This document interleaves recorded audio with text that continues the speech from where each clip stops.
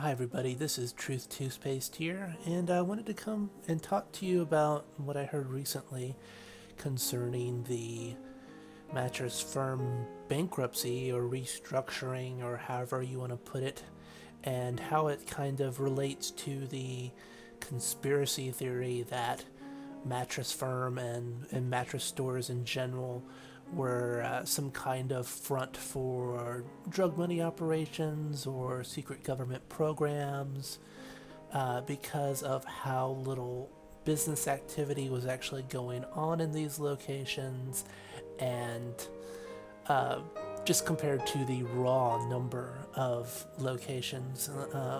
One situation I'm familiar with is that at the intersection of one uh, freeway and major street, there's 4 Mattress Firm locations at that intersection, and that's not counting the several competing brands that are also in that general area.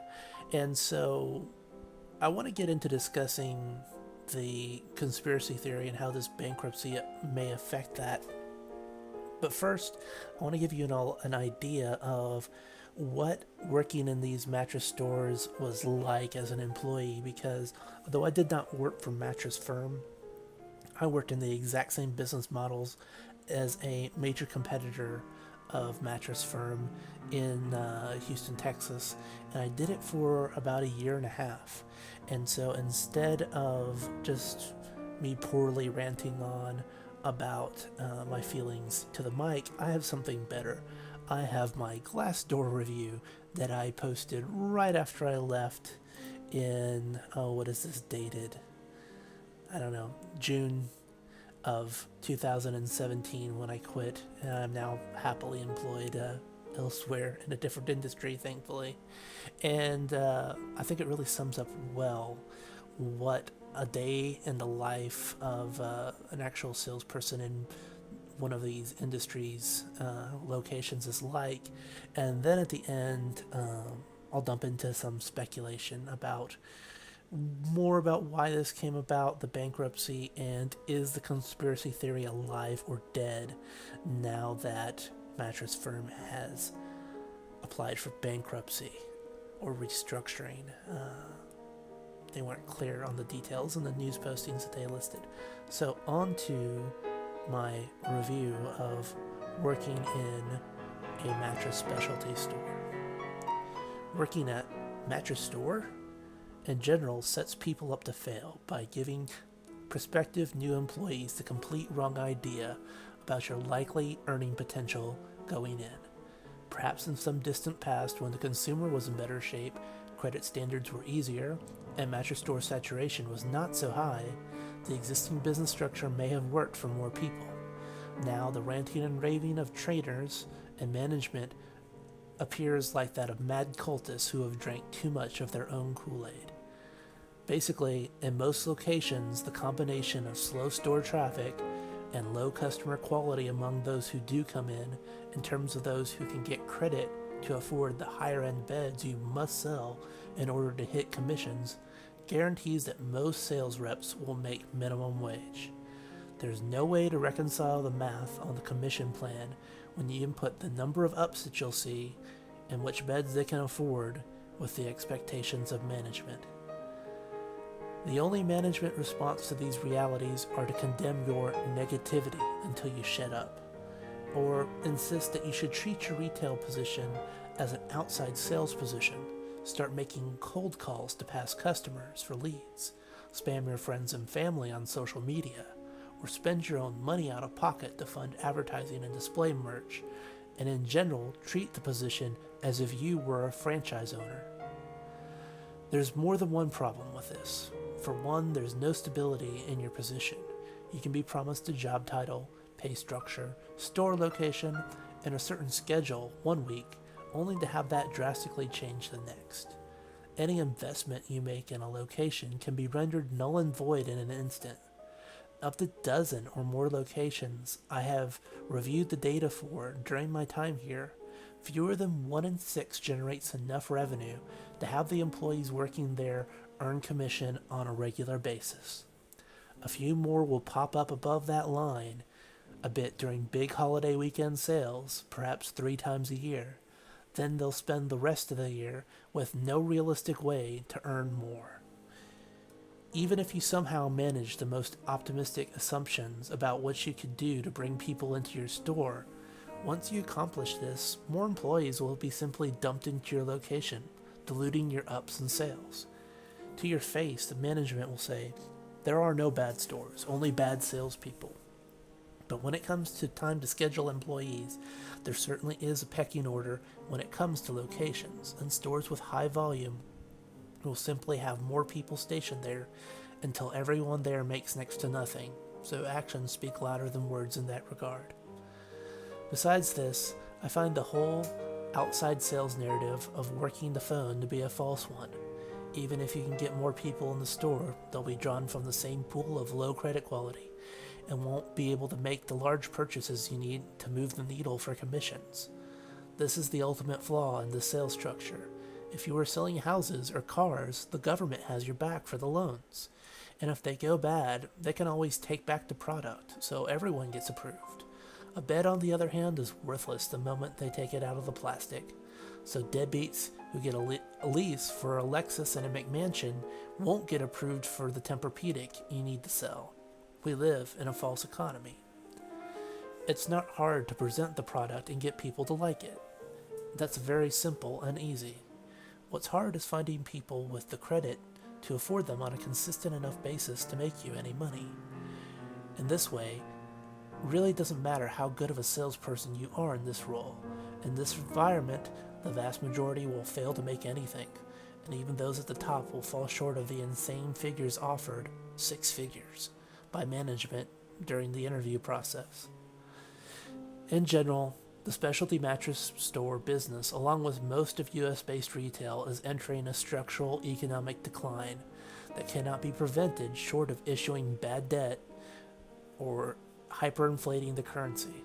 There are simply too many locations, some built even within a mile of each other or at each freeway exit. Sometimes you will even see multiple of these type of stores built into the same strip center or mini mall. It's simply an unsustainable business model. And if anyone wanted to bet me in 10 years there would be more specialty mattress stores in the US, I would gladly take the other side of that bet for as much as I could realistically afford. There is simply no reason for the number of stores out there and no realistic path for most who work there to make anything more than minimum wage while keeping the door open and the lights on for an industry that is bleeding money and waiting for its own demise. In conclusion, most people applying here are looking for a retail position, and the vast majority of those will only make minimum wage, while being constantly bombarded with outright lies from management about what's going on within the company and how business is going. Most people can't take this and will quit in short order. If you do have the skill set and the desire to work in a job like an outside sales position, I don't recommend it. You can make much more money selling insurance or some kind of other product with a better compensation plan and a stable territory. You'd simply be wasting your talent here. And realistically, this job isn't set up for that sort of operation. Whatever success you will find will simply be stolen from you or diluted with additional reps. They have no loyalty and will take whatever action they can to make an extra buck. You aren't even human in their eyes. Advice to management: cut your losses and get out of the market while the money you have left is worth anything. This credit cycle is over. And that ended my review of the second largest competitor in my region to Mattress Firm, who, if they were a publicly traded company, my guess is they would have worse financials than even Mattress Firm has. They might be a little bit more diversified because they are owned by a private family and they have multiple different businesses. But isolating the mattress segment, the only reason this chain entered this market was because it was Mattress Firm's headquarters market. And originally they were only in Florida, and apparently they had a gentleman's agreement with Mattress Firm that Mattress Firm would not enter the Florida market, and Mattress Firm reneged on that deal.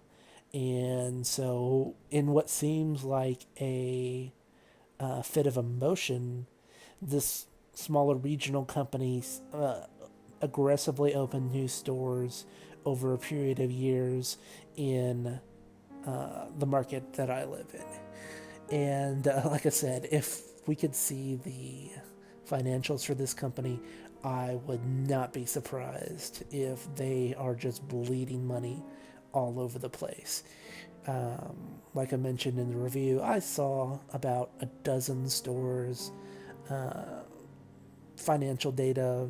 At a certain point, they stopped posting like sales goals and things like that. At first, they were like really big on it. When I first got in, the district manager would send out everybody's sales for the week or the month and your sales targets. And about 3 or 4 months into being there, I noticed they stopped doing that. And the only reason I could conclude that that they stopped doing that is because nobody was hitting their goals. When I first got there initially, at least the people in the middle of the pack were hitting some sales goals, and if you hit those sales goals, you were getting a modest bonus. You weren't making minimum wage, but you weren't breaking the bank either. You were talking like probably $10 to $12 an hour on average, and these people, work 50-hour weeks generally because they work the entire retail day. So, like I said, this really didn't surprise me when I heard that Mattress Firm has to enter this new restructuring agreement. And so that gets us to the conspiracy. And there's been a lot of interesting videos out there about the conspiracy theory because people have noticed about all of these mattress store locations. And we're beating the dead horse here, but, like 4 Mattress Firms at the same exit along the freeway in the shopping center, on opposite sides of the same shopping mini mall. You've got 2 Mattress Firms. You've got, the competitors right over there. And then you've got the mom and pop furniture places and furniture stores right there too. So in one little area, there might be a dozen places that are selling mattresses. And there's absolutely no reason for these locations to be there. So part of the conspiracy theory has been revealed. These companies, in most cases, are not making money. In fact, they're generating debt. They've brought on a lot of debt by buying out competitors and then not shutting down the excess locations. When you've got 2 locations within a stone's throw of each other, you don't need that second location. So they were in a faulty business model to start with. So the question to ask is why? Why were they able to get this far along? And is there a more nefarious purpose for this, or is it just a business issue?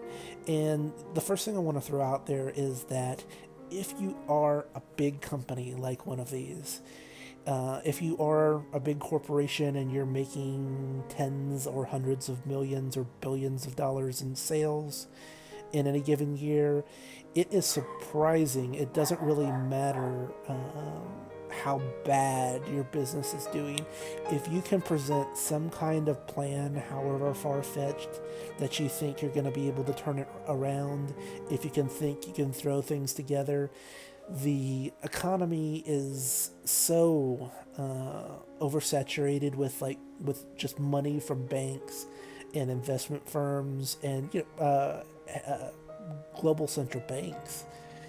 Might be getting too technical, but they printed a lot of money during the crises, and they handed that money over to these big banks, and that goes down to these big hedge funds, and people just feel like if it's a big corporation, that it might be less risky to invest in the bonds of or investments of one of these big corporations.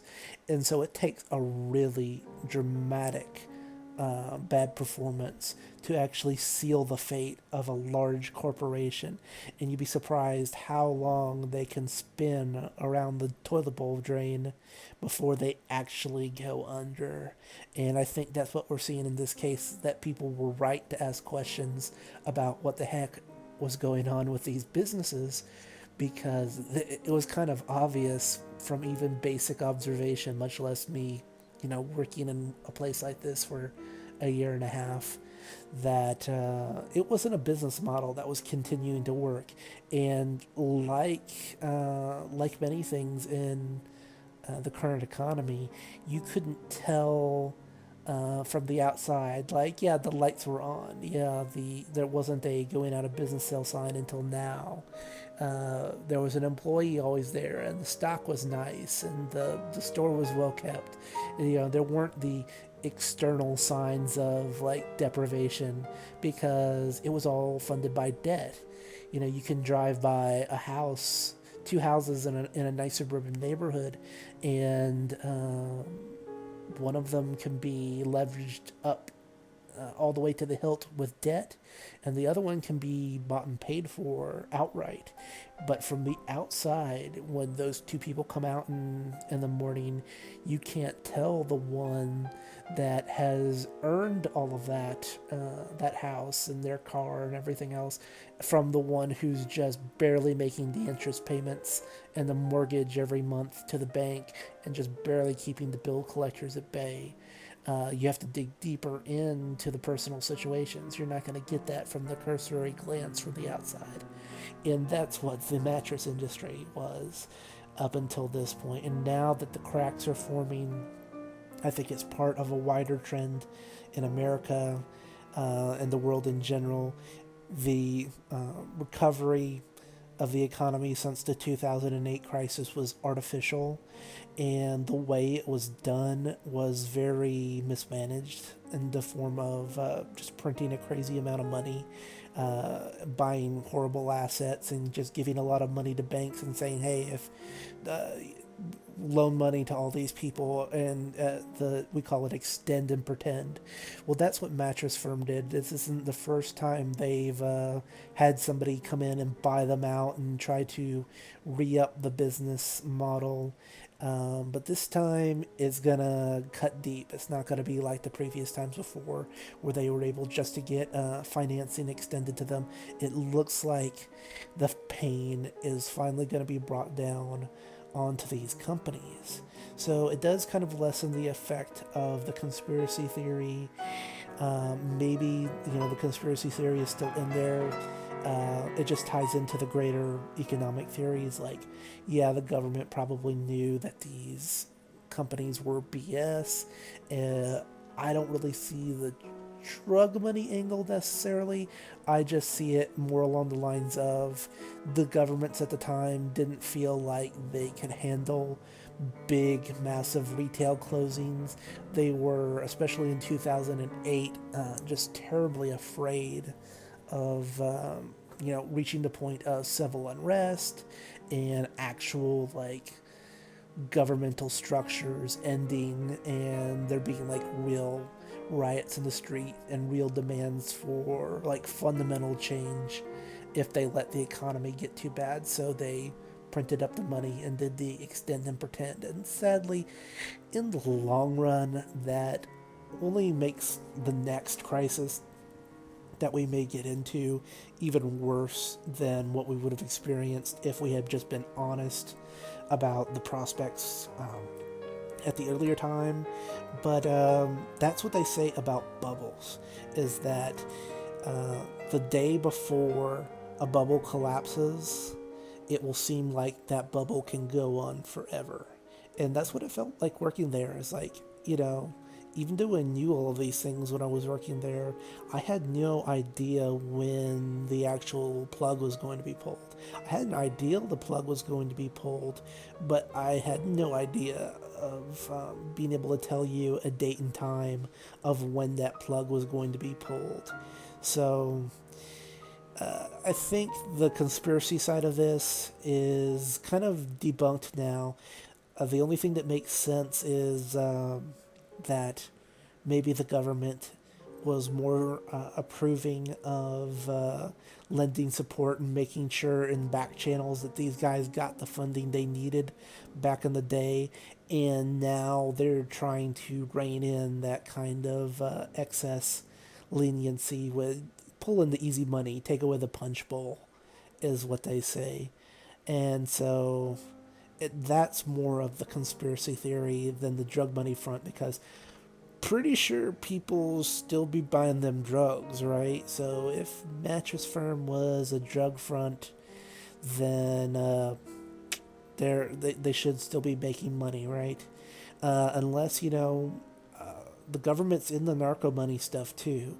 You don't get to make a bunch of, they do the drug busts on TV and stuff, and they bust people every once in a while. But if they really wanted to stop that, they could. The government's getting their cut, so maybe they just lost their bid for being the front for the drug companies, the drug money. I don't know. Maybe we got some shifting going on in that area. That's the kind of stuff I've got you for the conspiracy theory. But in general, what I would say is expect more of this kind of stuff. I mean, we've already seen Toys R Us go under. Sears has been closing a lot of locations. I should pull up the Zero Hedge article. They had all the businesses that were circling the toilet, and the United States just has way too much retail space per person. It's just obscene, and it's not like we're gonna run out of places to shop. Believe me, you could have 3/4 of the places that are open right now go out of business, and you'd still have a mattress store in every corner. You'd still have a place to buy clothes and a place to buy all these different products that you would normally go out to your little suburban strip malls to buy. You don't need a dozen cell phone stores. You don't need a dozen nail salons. You don't need a dozen, whatever else you get in your strip center, e-cigarette places, things like that. Anyway, guys, I hope you found this discussion fun. This is Truth Toothpaste signing off, and I hope to see you guys in the future. Bye.